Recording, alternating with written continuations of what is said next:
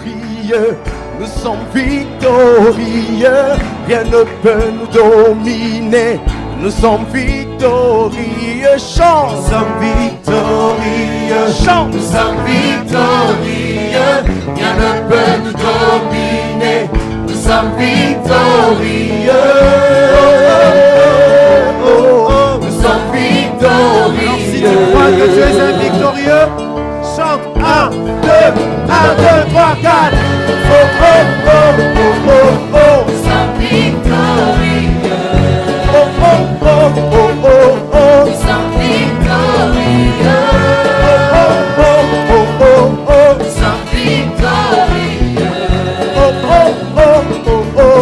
Nous sommes victorieux. Debout au milieu du champ de bataille, tous ensemble.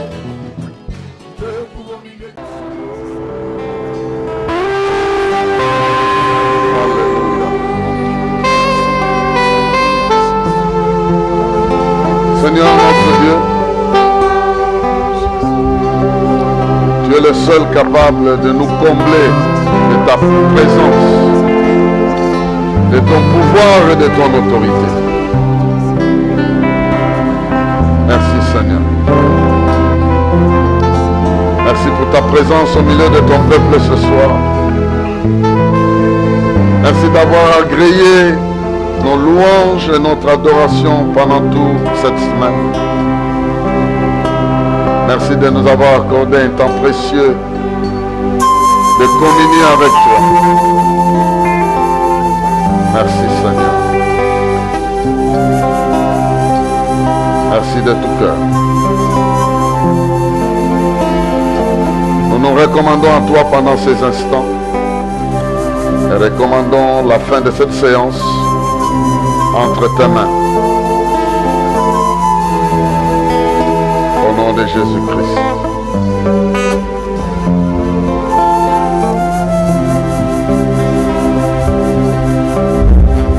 Amen. Alléluia. Est-ce qu'on peut encore acclamer ce Dieu qui nous remplit de joie?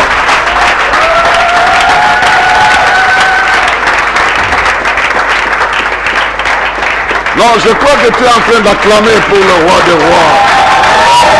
Et le Seigneur des seigneurs, tu es en train de l'acclamer.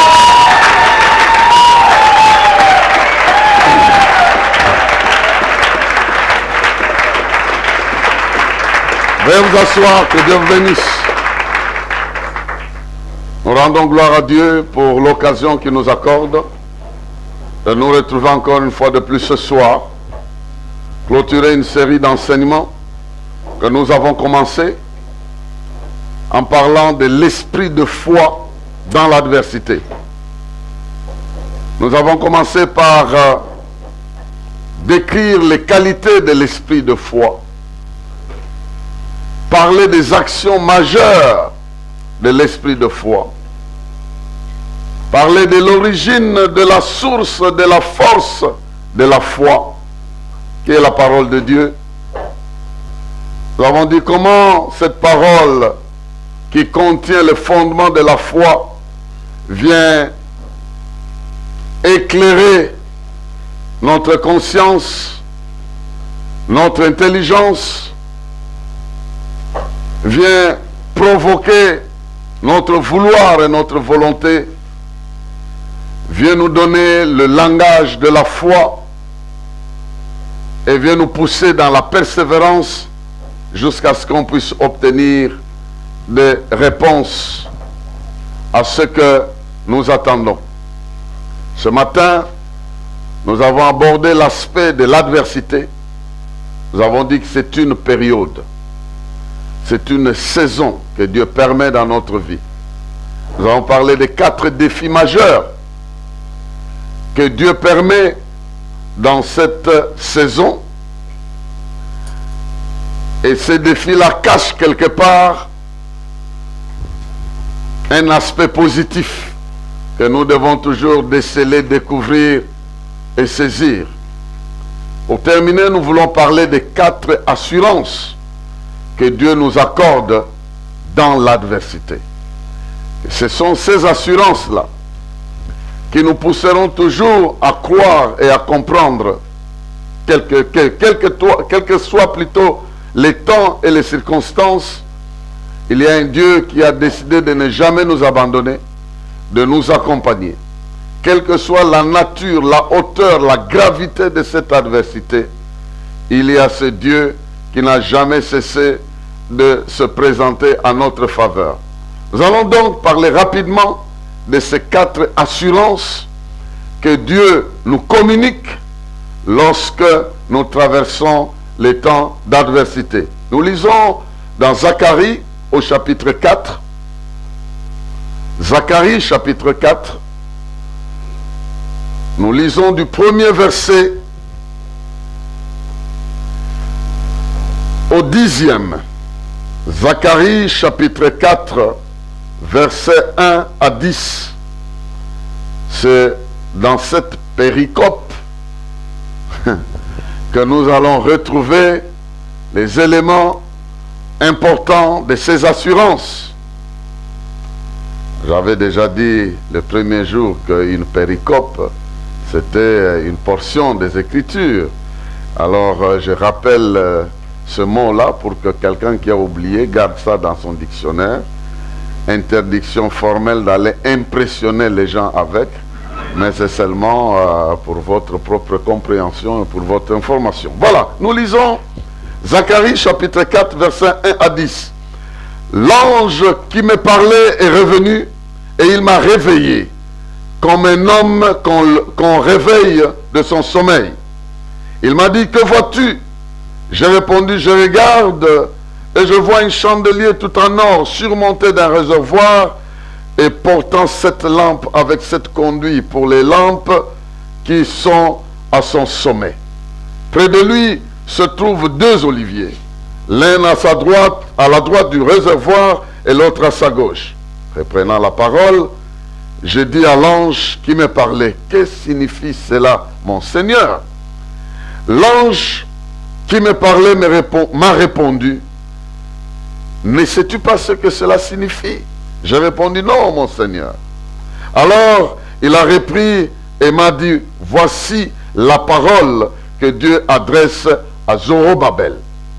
Ce n'est ni par la puissance, ni par la force, mais c'est par mon esprit, dit l'Éternel, le Maître de l'univers. Qui es-tu, grande montagne devant Zorobabel? Tu seras aplani. Il en extraira la pierre principale au milieu des acclamations. Grâce pour elle. La parole de l'Éternel m'a été adressée. Les mains de Zorobabel ont posé les fondations de ce temple et ses mains les termineront. Tu sauras alors que je suis l'Éternel, le Maître de l'univers, tu sauras alors que l'Éternel, le Maître de l'univers, m'a envoyé vers vous. En effet, ceux qui méprisent le jour des petits commencements se réjouiront en voyant la pierre d'étain dans la main de Zorobabel. C'est cet esprit, ces 7 sont les yeux de l'Éternel qui parcourent toute la terre. Voici un texte. Il continue, nous nous arrêtons là, mais toi, tu dis quoi? Amen. Amen. Voilà. Nous sommes historiquement devant une situation un peu compliquée pour le peuple d'Israël. Ils viennent de rentrer de l'exil. De leur retour de l'exil, ils doivent rebâtir le temple qui a été détruit. Et pour qu'ils puissent rebâtir ce temple, ils doivent le faire sous l'influence, l'autorité de ceux qu'ils ont laissés à Babylone. C'est toujours ces mêmes autorités qui gouvernaient et qui influençaient le monde à ce moment-là. Ils ont bel et bien quitté Babylone, ils sont sur la terre promise, mais ils marchent encore sous l'influence politique de ces autorités qu'ils ont laissées. Alors, dans ces conditions, lorsqu'ils sont rentrés, chacun est pressé de bâtir sa propre maison.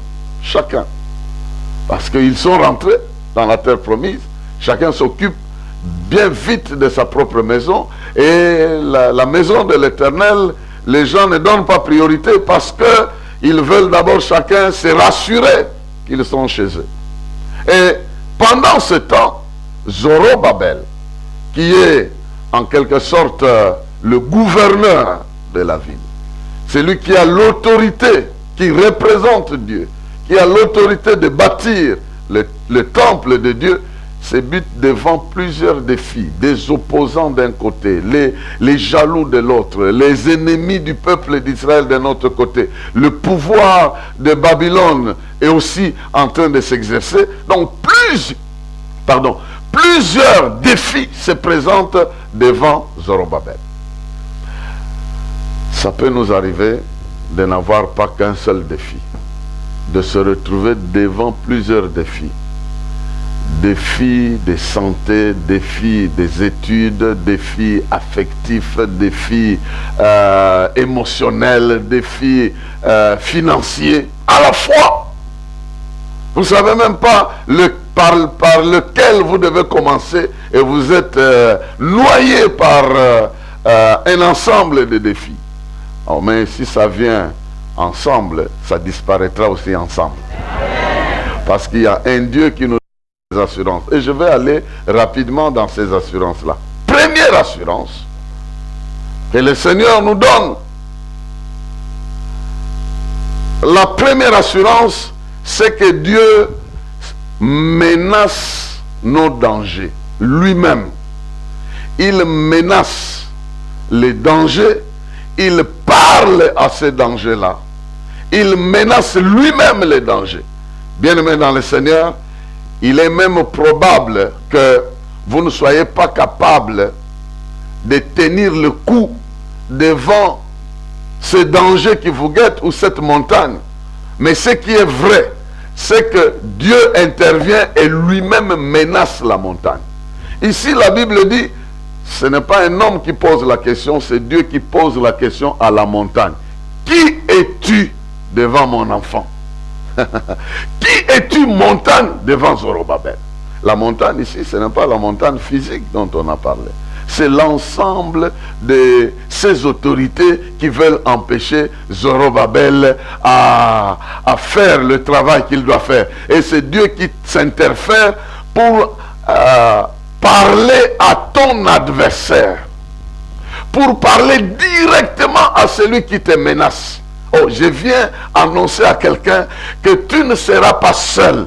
Avant même que tu affrontes cet adversaire, Dieu va se présenter avant toi pour menacer l'adversaire afin qu'il ne te touche pas, afin qu'il ne s'approche pas, afin qu'il n'ose pas, afin qu'il ne s'engage même pas contre toi, parce que Dieu lui-même s'élève en ta faveur. Il y a des moments où l'épreuve est tellement dure que Dieu est obligé de se lever lui-même. Dieu est obligé de parler lui-même. Quand c'est trop pour toi, alors ce n'est pas pour toi. Quand ça te dépasse, alors tu n'as rien à faire là-dedans. C'est Dieu lui-même qui doit intervenir. Comme il a fait à Zorobabel, je proclame et je prophétise dans la vie de quelqu'un, Dieu se lèvera pour toi, pour demander qui es-tu, sorcière, pour envoûter celle que j'ai déjà bénie. L'histoire nous rappelle, allez demander à Balak et à Balaam. Quand l'un dit maudis-moi ce peuple et l'autre ouvre la bouche, comment maudirais-je celui que l'Éternel a déjà béni? L'histoire nous rappelle, vous demandez à Laban. Laban est en train de poursuivre Jacob. Jacob s'est taillé la nuit avec toutes ses femmes et ses enfants. Il a fui sans dire au revoir à son ex-patron et son beau-père. Celui-ci, armé de plusieurs personnes, le poursuit en cours de route. La nuit, alors que Jacob était sur une montagne, et Laban vient d'arriver à une autre montagne voisine. La Bible dit que la nuit, l'Éternel apparut à Laban et lui dit, toi, n'ose pas toucher ce monsieur-là. N'ose pas le toucher.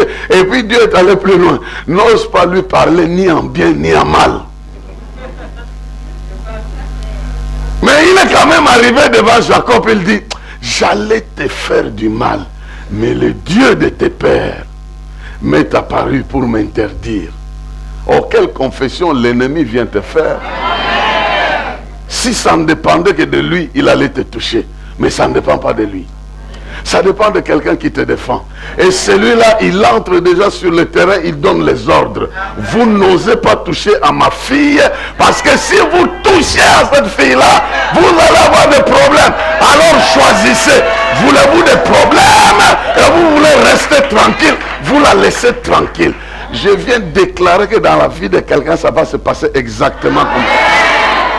Parce que Dieu connaît dans quelle adversité tu te trouves. Il sait que tu ne sais même pas par où tu dois commencer, mais lui, il sait par où commencer. Il commence par menacer l'adversaire. Il va parler à ton adversaire pendant que toi, tu crains que quelque chose de grave t'arrive. L'adversaire est déjà mis au respect parce que quelqu'un d'autre doit intervenir en ta faveur. N'est-ce pas que vous avez vu ça? Les gens de ce monde, ils sont très spécialistes dans ce genre de choses. Vous voyez, on a poursuivi l'acteur principal, on lui met l'arme comme ça. Et au moment où on veut tirer, quelqu'un d'autre parle, attention. Jette ton arme. Jette ton arme. Avant que l'adversaire ne te touche. Avant que l'adversaire ne te touche, il va te dire, attention, jette cette arme-là. Jette ces mensonges-là. Jette ça. Jette cette médisance-là. Ça ne va pas l'atteindre. Jette cette malédiction-là. Ces mauvais sorts-là ne va pas l'atteindre. Dieu t'assure qu'il va menacer l'adversaire. N'est-ce pas qu'il est écrit que si vous m'obéissez, vous marchez avec moi, je menacerai celui qui dévore vos récoltes. C'est lui-même qui a promis ça. Vous lisez dans Deutéronome chapitre 9, vous allez voir que Dieu lui-même promet que je serai devant vous comme un feu dévorant. Et là où Dieu a déjà dévoré, nous passons comme sur des roulettes. Parce que Dieu t'a précédé et il te précédera. Il sera sur le terrain avant toi. Il va mettre l'ennemi au respect avant toi. Et tu viendras trouver que ce Dieu-là a combattu pour toi. Parce qu'il est des fois écrit, c'est lui qui combattra pour toi pendant que toi tu dois garder silence. Lorsque la situation devient très grave, Dieu interviendra. C'est la première assurance. Elle est une assurance qui fait partie de l'alliance que nous avons avec Dieu. Parce qu'il a promis, il sera notre Dieu et nous serons son peuple. Et quel est ce Dieu-là qui va laisser son peuple à la merci des ennemis sans qu'il intervienne? Et comment il intervient? Non pas pour protéger d'abord ses ennemis contre ses enfants contre les balles des ennemis, mais pour menacer même l'ennemi et lui déterminer à l'avance son sort pour qu'il puisse réfléchir s'il doit s'engager ou pas. Première assurance. Dieu menacera tes adversaires. N'est-ce pas qu'Abraham a reçu ça comme une bénédiction? Je bénirai ceux qui te béniront, et je ferai quoi? Je maudirai ceux qui te maudiront. Donc, c'est comme ça que Dieu a prévu. Ce n'est pas une invention, ce n'est pas seulement à Zorobabel, il l'a fait auprès des gens anciens, il le fait aussi aujourd'hui et il le fera pour toi. Au sortir d'ici, tu apprendras par un coup de fil que quelque chose que tu craignais est déjà résolu avant même que tu n'arrives. Il y a des situations qui sont déjà résolues avant même que tu n'arrives là. Tu reçois un coup de fil, ouais, ce problème-là, mais comment c'est arrangé? On ne sait pas. Il y a quelque chose qui est arrivé parce que celui-là, il gère le temps et les circonstances. Qu'il en soit ainsi. Amen. Et il en sera ainsi. Amen. Il est déjà ainsi. Deuxième assurance. Deuxième assurance, le Seigneur promet d'utiliser le moyen le plus efficace qui puisse exister dans le monde.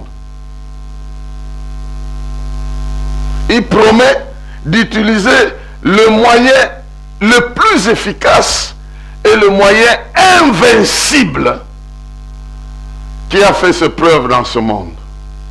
Et ce moyen-là, c'est son esprit. Ce n'est ni par force, ni par la puissance qu'il va intervenir lui-même par son esprit. Nous parlons de l'esprit de foi, mais l'esprit de Dieu prendra les commandes pour que les événements, pour que les circonstances, pour que les choses se réalisent comme Dieu a promis. C'est l'esprit de l'Éternel qui est la réponse à la question comment cela arrivera-t-il? Chaque fois que l'homme ne comprend pas comment une solution viendra, la réponse est que c'est le Saint-Esprit qui fera ça. Marie a posé la question. Comment cela se fera-t-il? La réponse qu'on lui a donnée, le Saint-Esprit. Les disciples ont posé la même question. Comment ton royaume va-t-il être établi ici? Toi tu pars, tu nous laisses ici sans soutien, dit le Saint-Esprit. Il viendra sur vous et vous aurez la puissance. J'aimerais déclarer dans la vie de quelqu'un que tu n'es pas orphelin, tu n'es pas orpheline. Spirituellement parlant, Dieu t'envoie son esprit. Il n'est pas n'importe qui. C'est lui qui amène à l'existence des choses qui n'existaient pas. Son souffle donne la vie. Son souffle donne la guérison. Son souffle donne la santé. Son souffle donne la victoire. Son souffle donne l'autorité. Son souffle donne la provision. Son souffle donne l'élévation. Son souffle donne la sécurité. Quand il souffle à un endroit, il y a la provision qui arrive. Le souffle du Très-Haut. Jésus a dit, le vent souffle. Vous en entendez le bruit, mais vous ne savez d'où il vient et où il va. Il en est ainsi de mon esprit. L'esprit de Dieu viendra parce que personne ne pourra contrôler ni la manière qu'il va utiliser, ni les moyens qu'il va utiliser, mais lui-même sera sur le terrain. Devant l'adversité, il te donnera tout ce qu'il faut pour vaincre et valablement vaincre et officiellement vaincre et authentiquement vaincre ce qu'il faut vaincre. Partout où les responsables, où les gens élevés en dignité par Dieu ont eu des difficultés pour résoudre le problème, le Saint-Esprit était celui qui venait pour régler totalement l'affaire. Moïse en a vu de toutes les couleurs. Les gens qui ont passé 4 siècles d'esclavage commencent à lui dire, ah, on se rappelle des concombres. Moi je pense que parmi les gens qui se rappelaient de ces concombres, il y en a même de ceux qui n'en mangent même pas. Mais parce qu'ils sont dans un champ de réclamation, ah, il y a longtemps qu'on a mangé la viande. Il y a longtemps qu'on a mangé ceci.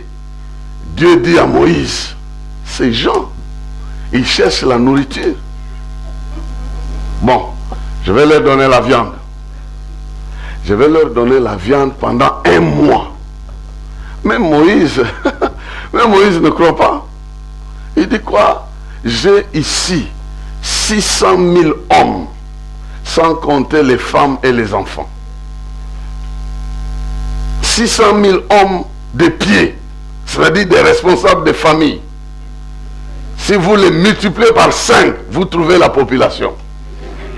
Oui, c'est comme ça. Environ 3 millions de personnes. Et puis tu me dis que tu vas leur donner la nourriture pendant 1 mois. Même si on allait dans la mer chercher les poissons, on n'en aura pas autant. Dieu lui dit, n'y a-t-il rien qui soit étonnant de ma part? Tu vas voir. Et puis la Bible dit que cette nuit-là, un vent a soufflé. Un vent a soufflé en amenant les cailles, les oiseaux. Les oiseaux de cette quantité-là ont été appelés à un rendez-vous imprévu. Et je ne suis pas sûr que Dieu a épuisé le stock de la terre. il a appelé seulement au rendez-vous. Et puis la Bible dit que le vent a soufflé toute la nuit. Les cailles ont couvert 1 mètre du sol. Et l'étendue de 1 jour de marche. La Bible dit ceci. Chacun, pas les 600 000, mais chacun a eu au moins 1 tonne. C'est écrit dans la Bible. Ils ont ramassé donc le souffle d'une nuit. Ils ont ramassé toute la journée, n'ont pas pu. Le jour suivant, ils sont encore allés ramasser. 1 tonne pour chacun. S'ils sont à 3 millions, voyez combien Dieu a donné en une nuit par le souffle, par la puissance de son esprit. Et puis toi, ton besoin là, franchement, ton besoin là, est-ce qu'il peut vraiment dépasser Dieu, ton petit besoin là de rien du tout? Il est peut-être de trouver un homme, il est peut-être de trouver un emploi. C'est quoi ça? C'est rien. Il est peut-être d'attraper 1 million dans la vie. C'est rien. Donc Dieu peut te donner ça comme ça, là, comme ça. Et je prie que l'Esprit souffle dans ta vie. Il souffle. Vous savez, le terme qu'on utilise dans la Bible, vous parlez de l'Esprit, c'est le souffle. Et le souffle est attaché à la vie. On demandait à une femme qui a déjà eu un enfant, comment ça se passe? C'est le souffle. Si on n'a pas assez de souffle, il faut qu'on l'ouvre. Il faut qu'on ouvre le ventre, qu'on sort l'enfant. Mais sinon, c'est le souffle qui fait sortir la vie. C'est l'expression. Quand l'Esprit est là, il te capacite. Les promesses que Dieu a mises en toi, il te donne la puissance de les mettre au monde, de les sortir. Les choses que tu as conçues là, l'Esprit de Dieu, malgré les circonstances, malgré la douleur, malgré tout ça, il te donne la capacité. Les entreprises naissent, les ministères commencent. Ouf, le mariage arrive. Ouf, pépin, un véhicule est en train d'arriver. Ouf, quelque chose, parce qu'il te capacite, il te donne la possibilité de prendre ce qui est en toi et le faire parvenir au monde.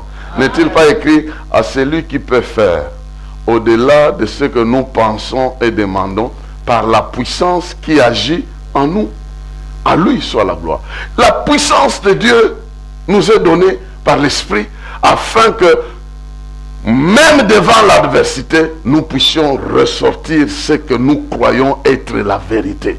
Et cela ne viendra pas des hommes, c'est avec la puissance de l'Esprit que nous affronterons toute forme de défi. Le pouvoir nous viendra de lui, la provision nous viendra de lui, la sécurité nous viendra de lui, la victoire nous viendra de lui, l'élévation nous viendra de lui. Nous échapperons avec lui, nous vaincrons avec lui.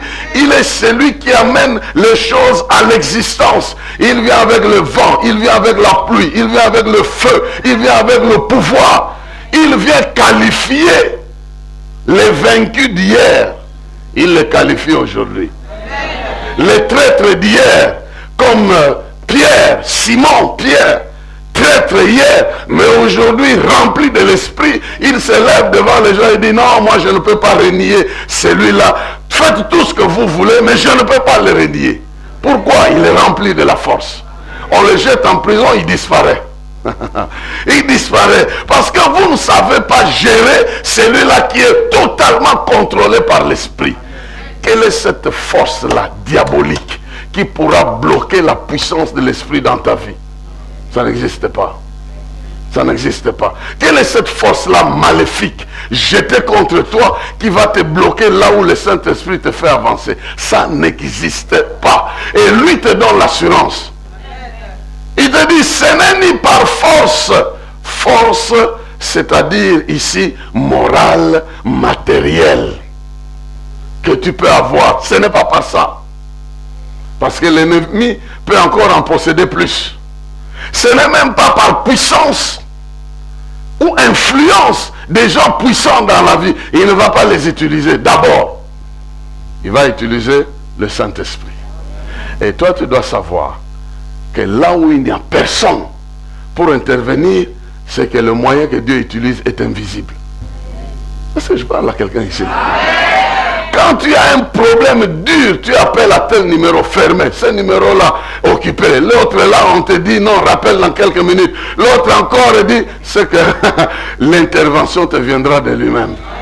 Alors tu cesses de compter sur les hommes, tu mets ton espérance en Dieu, il est capable d'intervenir et il te fera échapper à cela et il frappera ce qu'il doit frapper, il ouvrira des portes qu'il doit ouvrir, il te fera accéder là où tu dois aller parce que c'est son esprit qui agira. L'esprit a la spécialité de créer le merveille là où il y a le chaos. Et lui n'a jamais peur de quoi que ce soit. La Bible dit que la terre était sans forme et vide. Il y avait des grandes ténèbres dans l'abîme, mais l'esprit était là. Il était là. Il était là. Il n'a même pas peur de l'abîme. Là où c'est abîmé, il est là. Il est là pour intervenir. Il attend seulement que la parole soit donnée pour que lui exécute cela. Il attend que ta foi puisse donner le ton et lui fait exploser la victoire. Parce qu'il est mis à ta disposition. Il est ton paraclétos. Il est celui qui est appelé à te conduire dans la victoire. Ce n'est pas un ange. Ce n'est pas n'importe qui. Dieu est avec toi. Et s'il est avec toi, tu vaincras. Avec Dieu, nous ferons des exploits. Et par Dieu, nous ferons des exploits. Et parce qu'il est à nos côtés et devant nous, nous ne ferons que vaincre. Ce n'est ni par force, ni par puissance. Ce n'est ni par armée, parce que même l'armée en ce moment-là n'existait pas encore. Il venait de rentrer. Il n'était pas organisé. Donc voilà, Dieu va donner la victoire à quelqu'un qui est désorganisé jusque-là. Il n'a pas réuni tous les moyens, mais Dieu lui donne la victoire. Il est ici, c'est quelqu'un-là.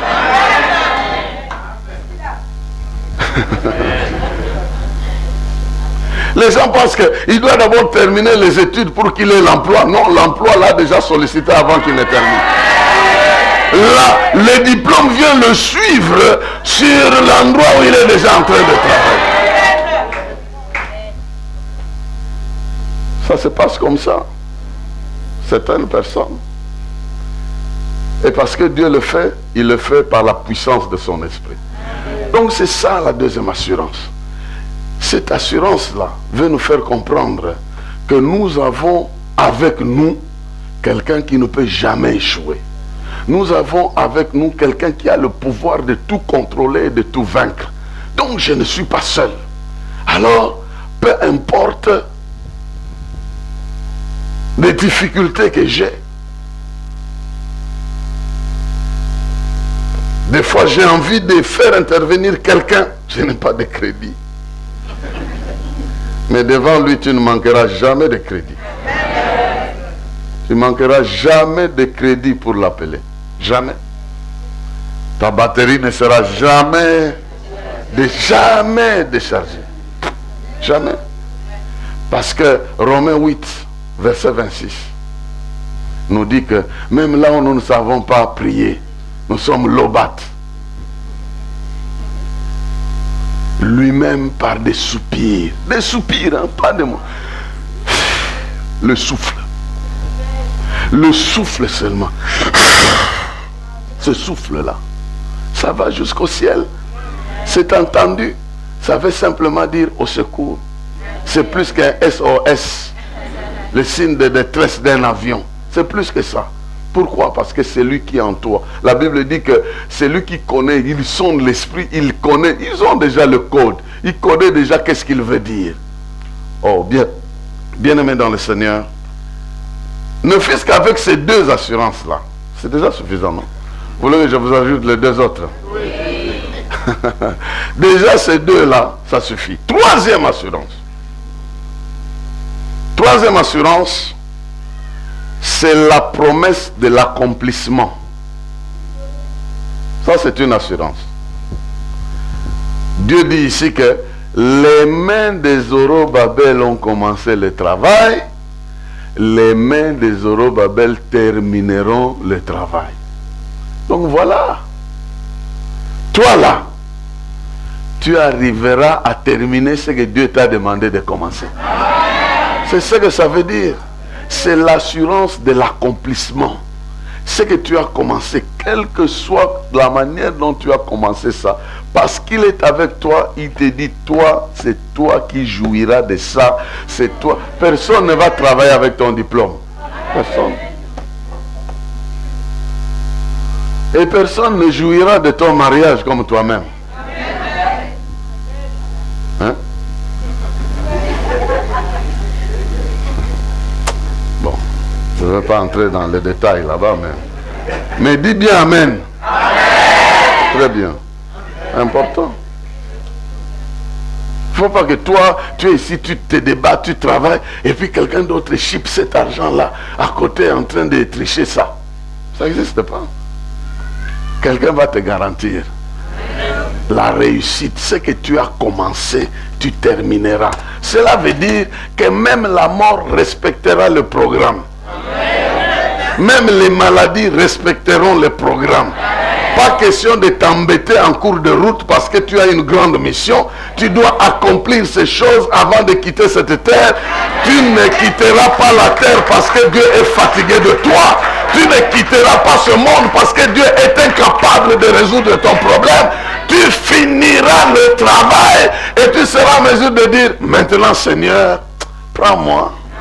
Tu diras comme ce monsieur-là qui a prié, il a obtenu la solution pour laquelle il voulait avant de quitter le monde. Il n'a même plus de raison de rester et dire, maintenant je peux venir me reposer.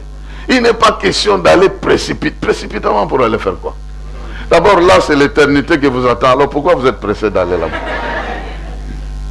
Et personne d'autre n'a le droit de venir te dire, c'est maintenant le moment d'y aller. Non. Je vous ai dit hier que nous tous, nous avons le numéro du boss. Nous avons le numéro. Et nous ne sommes jamais lobates de ce côté-là. Nous avons toujours le crédit pour vérifier les choses. Est-ce que c'est toi qui l'as envoyé ou pas? Sinon je dis, arrière de moi Satan. Arrière de moi. Sans effet. Ces choses-là seront sans effet parce que ça ne vient pas dans le cadre du programme. Tu vas finir ce que Dieu a prévu et avant d'avoir fini, il n'y a rien d'autre qui t'empêchera. Donc c'est important que nous puissions comprendre que Dieu nous donne l'assurance que nous allons finir. Il nous donne l'assurance que ce que nous avons commencé, nous finirons cela. Et je proclame aussi dans la vie de quelqu'un ici. Je suis venu ce soir ne faire que la proclamation que tu finiras ce que Dieu t'a mis là, dans le rêve là. Dans le rêve là. C'est déjà commencé comme une idée. Ça deviendra une réalité palpable. Ça commencera, ça s'achèvera. Ça va se terminer, ça va s'accomplir. Au nom de Jésus. Ça va s'accomplir. Ça a commencé comme une idée, mais ça ne va pas rester comme une idée. Ce bâtiment ici était une idée dans la tête de quelqu'un. Ici où nous sommes. C'était une idée dans la tête de quelqu'un et c'est devenu quelque chose de palpable. Ce qui est une idée dans ta tête deviendra une réalité sur la terre. Et ça deviendra une réalité et on saura que c'est venu de toi. Et on saura que c'est Dieu qui t'a donné ça. Et on finira par glorifier ce Dieu-là. Les mains qui ont commencé termineront cela. Et je viens proclamer que celui-là qui viendra entre-temps t'empêcher échouera parce qu'il est lui-même avec toi. Il a proclamé, il a programmé plutôt de marcher avec toi. Son esprit est avec toi. Donc, il menacera l'adversaire. Lui-même sera présent avec toi et il te donne la promesse d'accomplissement. Jésus aussi a tout accompli. Malgré tout et contre tout. Adam a échoué dans les jardins de délices. Jésus a réussi dans les jardins de Gethsemane. Des pressoirs. Adam a échoué alors qu'il n'y avait pas autant de puissance pour l'influencer. Jésus avait des ennemis en grand nombre et même des amis qui l'ont abandonné. il a réussi. Et il a tout accompli. Et parce qu'il a tout accompli, toi aussi tu accompliras. Et j'aime toujours le dire, il est l'aiguille, nous sommes le fil. Là où il est passé, nous passerons aussi. Et dans l'habit, on ne voit jamais l'aiguille, on voit toujours le fil. C'est le fil qui reste pour authentifier que l'aiguille est passée par là. Parce qu'il a vaincu, tu vaincras aussi. Parce qu'il a réussi, tu réussiras aussi. Parce qu'il a accompli, tu accompliras aussi. Vous demandez à Paul, même les accidents étaient obligés de les respecter. Même s'il est entré dans un bateau qui était destiné à se détruire. Non.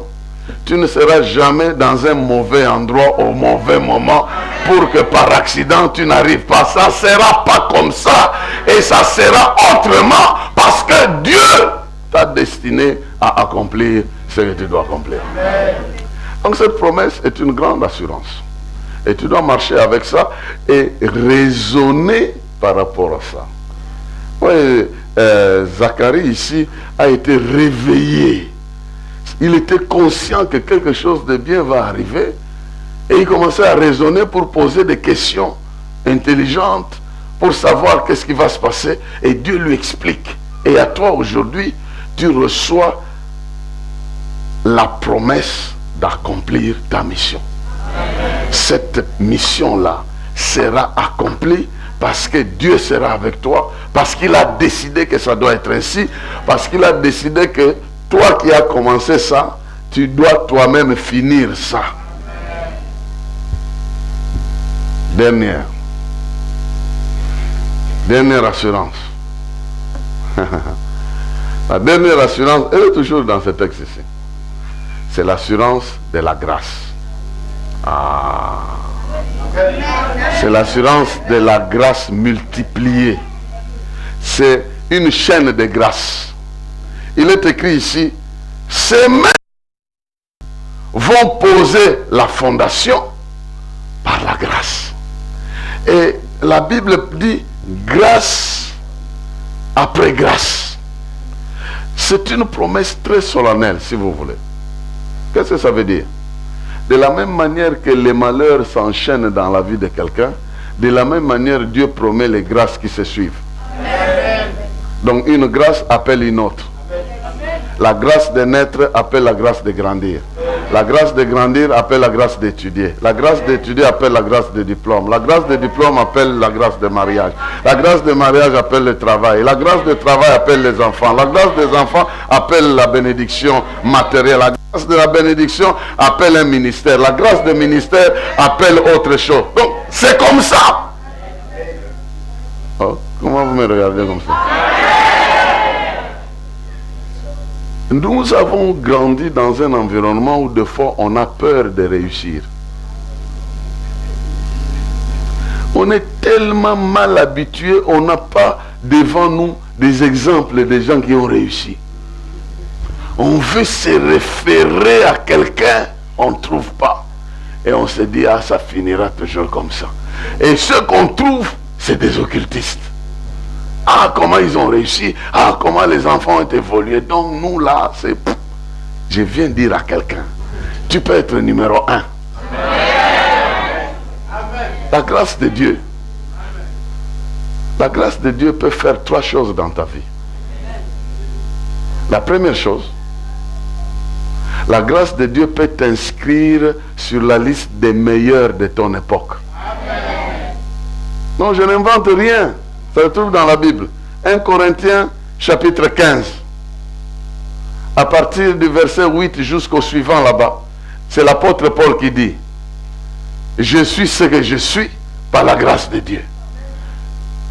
Je n'étais même pas digne d'être appelé apôtre, mais on m'appelle apôtre. Il était sur la liste des meilleurs. Mais il n'a pas commencé comme ça. Il a commencé comme un tueur des autres. Mais par la grâce, il est parmi les meilleurs apôtres.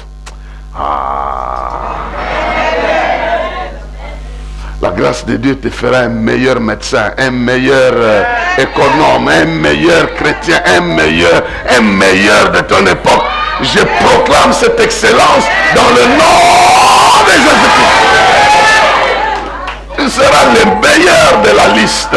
On cherche dans la ville les meilleurs de cette formation-là. Ce n'est pas seulement de là où tu as étudié, mais une dose spirituelle que Dieu vient d'ajouter afin que tu sois meilleur sur la liste. Parce que c'est ce que la grâce peut faire. Faire de toi meilleur et t'aligner sur la liste des meilleurs. On cherche dans ta famille qui a été là. Non, tu es le premier. Personne ne t'a précédé. Toi, tu es le premier. J'aime toujours dire, s'il n'y a personne devant toi, c'est que tu es devant. C'est ce que ça veut dire. Et si tu n'as personne sur qui compter, donc tu es celui sur qui on doit compter. Grâce pour grâce, n'est-ce pas que Jean chapitre 1er, verset 17, à partir du verset 14 jusqu'à 17, 18, il est écrit que la loi est venue avec Moïse, mais la grâce et la vérité sont venues avec Jésus-Christ. Et au verset 14, Jean dit, c'est au travers de lui que nous avons reçu grâce pour grâce. Grâce, une faveur que tu n'as pas méritée. En fait, la grâce, c'est l'opposé du traitement qu'on devait te donner. Imaginez-vous, quelqu'un vient dans votre maison, il vole une malle d'habits, au lieu de l'amener au cachot, vous lui donnez 3 autres malles, il part avec. C'est ça la grâce là. Au lieu de te condamner, on te donne les faveurs que tu n'as pas méritées. Et puis avec ça, oh là là, nous sommes comme des poissons dans l'eau. La grâce, elle vient t'aligner sur la liste des meilleurs. Ça, c'est une des choses que la grâce fait. J'avais dit combien? 3, hein? La deuxième chose que la grâce fait, elle te fait récupérer le retard.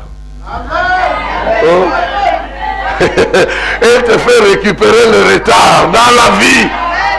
Ceux qui t'ont précédé ne sont pas en avance. Parce que la grâce a une vitesse avec laquelle elle vient te faire rattraper les choses. L'apôtre Paul dit, j'ai travaillé plus que eux, mais il a commencé après eux. Pendant que Pierre et Jean guérissaient les malades, lui il tuait les gens. Mais à un moment donné, vous voyez 12 apôtres concentrés à Jérusalem, lui le seul en Asie en train de faire pondre les églises, enfin, naître les églises. Ah, je m'excuse le terme là, il est venu seulement comme ça. Il était là. Et il dit, j'ai travaillé plus que tous. Mais ce n'est pas moi, c'est la grâce de Dieu. Pourquoi? Elle vient te donner la vitesse.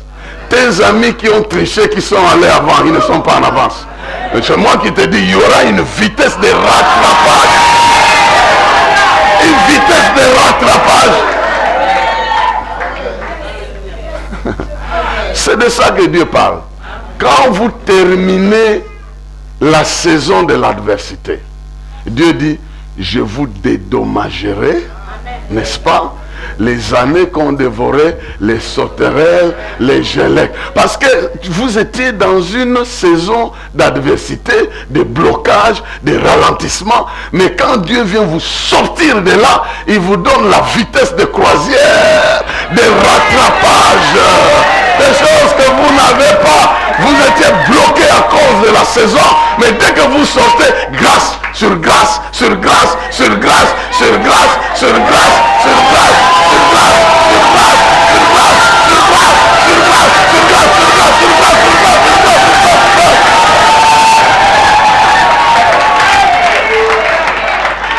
Quelqu'un va vivre cela. Parce que ça fait partie des récupérations de temps que l'adversité nous a fait perdre. C'est pourquoi, pendant le temps de l'adversité, nous nous promettons toujours à nous-mêmes, attention, tu vas récupérer. C'est pas grave. Il y aura un temps, tu vas récupérer. Même ce salaire-là qu'on te prive parce qu'on te bloque à cause des injustices, tu vas récupérer ça. Dieu trouvera un moyen, tu vas récupérer. Alors calme-toi mon âme, sois en paix. L'Esprit de Dieu qui marche avec nous, nous trouvera une solution plus tard. Et puis pouf, les années dévorées par des sauterelles sont remboursées. Tu as peut-être perdu ça dans une entreprise ici. tu vas travailler ailleurs, on va te rembourser ça là-bas. Les avantages qu'on te donne, ces gens-là ne comprennent pas pourquoi ils te donnent l'avantage. C'est Dieu qui est en train de dicter ça pour que tu récupères. Toi, tu viens seulement avec l'expérience. Expérience. Qu'est-ce que tu as fait là? Tu as fait ceci, ceci. Même tu n'as pas gagné d'argent, tu as gagné l'expérience. Ce que tu as raté là, Dieu va transférer ça ailleurs. Il peut transférer ça. C'est comme ça que je crois qu'il a transféré les poissons. Le jour où il a demandé aux disciples, vous n'avez pas reçu? Non, on a pêché toute la nuit. On a jeté le filet à 20h, rien. 21h, rien. 22h, rien. À 6h, jetez le filet du côté droit. Je suis sûr que tous les poissons ont entendu passer du côté droit. On a jeté le filet, il a retiré. Des poissons qui n'ont pas pu trouver toute la nuit. Donc Dieu va donner rendez-vous à un de ce mois de l'année ici. C'est une chose qui était suspendue. C'est une chose qui était suspendue là. Voilà. Même les renvois qu'on t'a fait là. Ça revient à dire. Tu vois seulement un SMS. Comment ça va? Hey. C'est seulement ça, hein? Mais c'est comment ça va là n'est pas innocent. Comment ça va? Je réponds ou bien je ne réponds pas.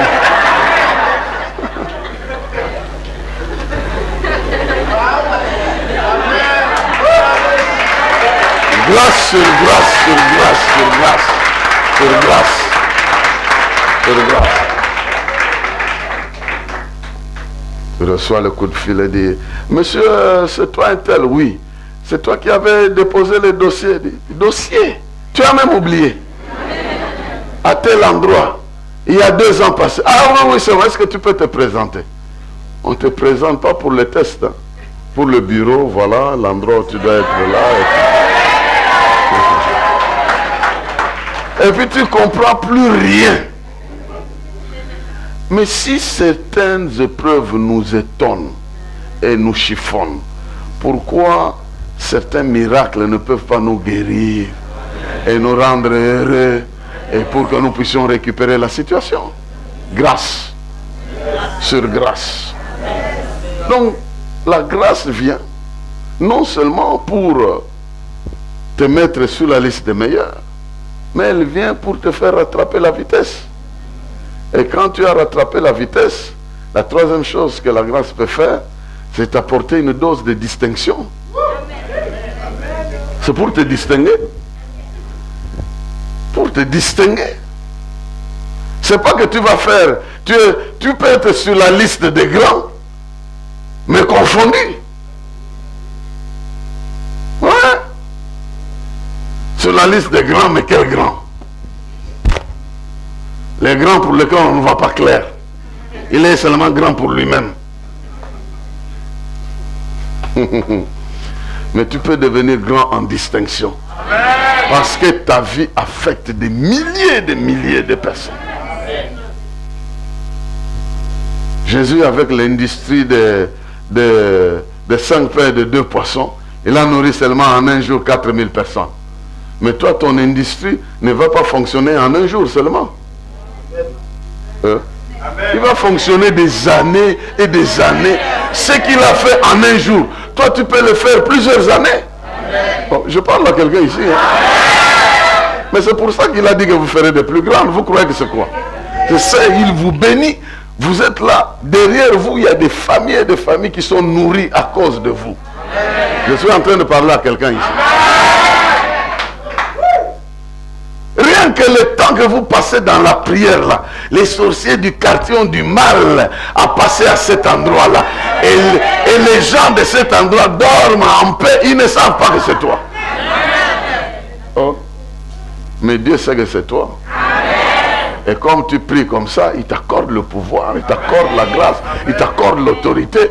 Quand tu commences à prier comme ça simplement pour les autres, dès que Dieu te bénit avec tes propres affaires, tu vas affecter ces affaires-là parce que tu es déjà habitué à faire ces prières-là. Voilà pourquoi il faut s'habituer. faut pas seulement commencer quand... D'ailleurs, quand vous commencez seulement avec le vôtre, vous êtes déjà troublé. Mais si vous êtes exercé à passer du temps dans la prière, à prier pour les autres, à prier pour votre vie, à demander à Dieu de vous donner des directives, il vous conduira, il vous montrera même l'adversaire avant qu'il ne s'approche. Vous traiterez les dossiers et certains combats seront même avortés avant qu'il ne s'en arrive, parce que vous aurez déjoué le plan de l'adversaire. La grâce. Je prie que la grâce t'accompagne. Et je déclare que la grâce t'accompagne.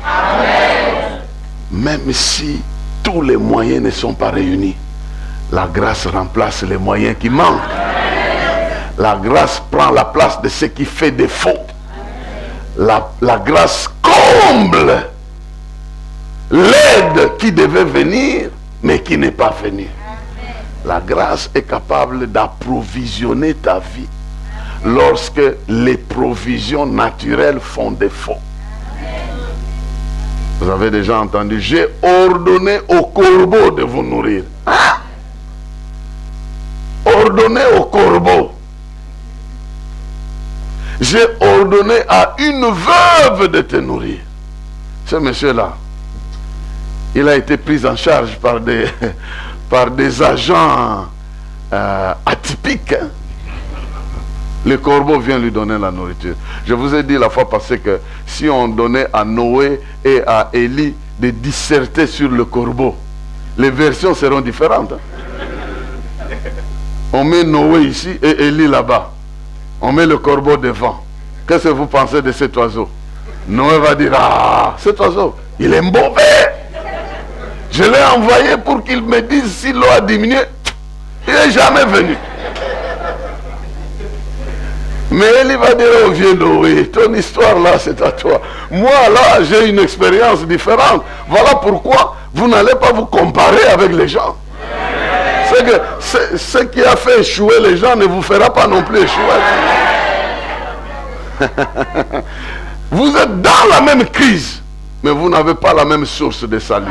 Vous n'avez pas la même source de sauvetage. Vous n'avez même pas la même source d'approvisionnement. Mais c'est la même crise, elle est nationale.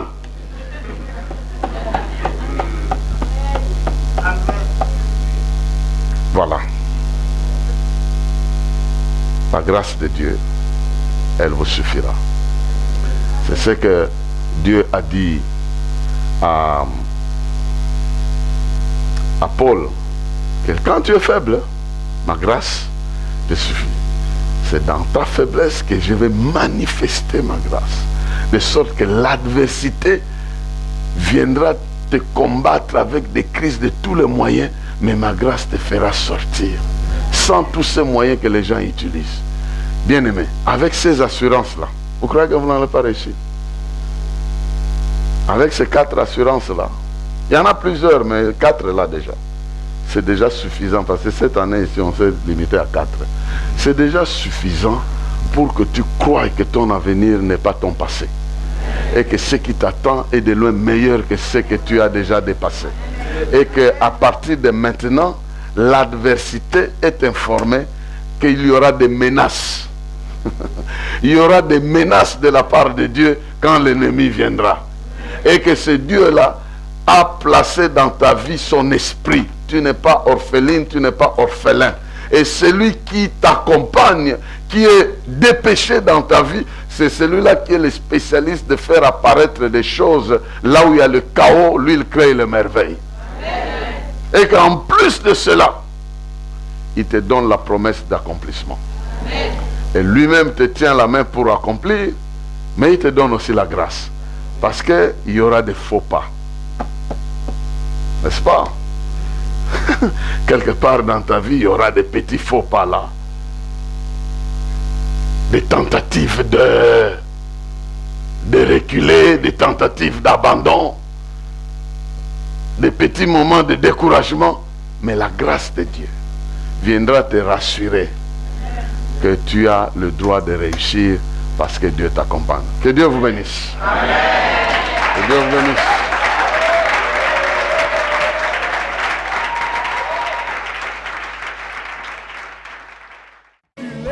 sans capituler.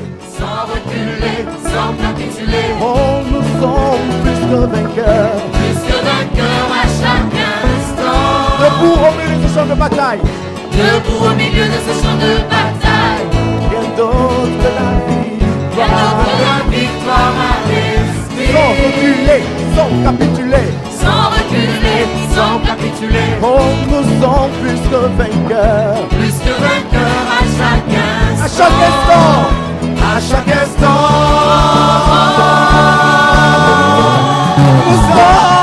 Nous sommes victorieux.